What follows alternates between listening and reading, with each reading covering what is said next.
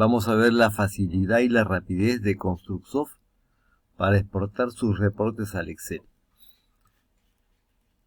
En esta obra tenemos reportes, por ejemplo, de los análisis de precios unitarios.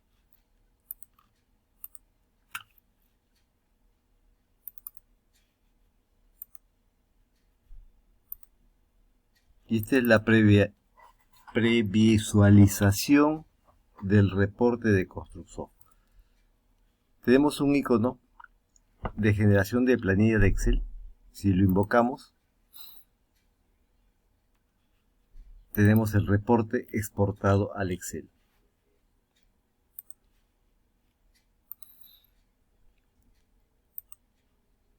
Vamos a exportar el presupuesto final.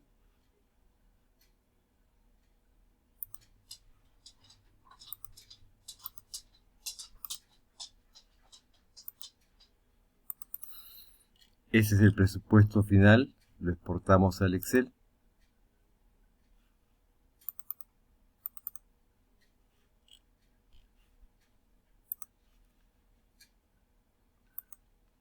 Podemos ver también el consolidado de recursos.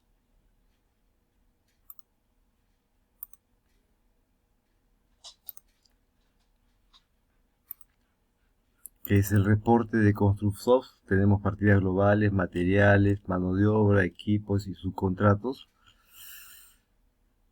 Lo exportamos al Excel. Y tenemos también el reporte exactamente al de Constructsoft. Esta es la forma como Constructsoft exporta todos sus reportes al Excel sin excepción. Espero que sea útil este ejemplo. Si les ha gustado, por favor suscríbanse y coméntenlo. Les comento también de que la versión Constructsoft gratis la pueden descargar desde la página www.constructsoft.com con el respectivo manual de operación. Me despido y será hasta otra oportunidad.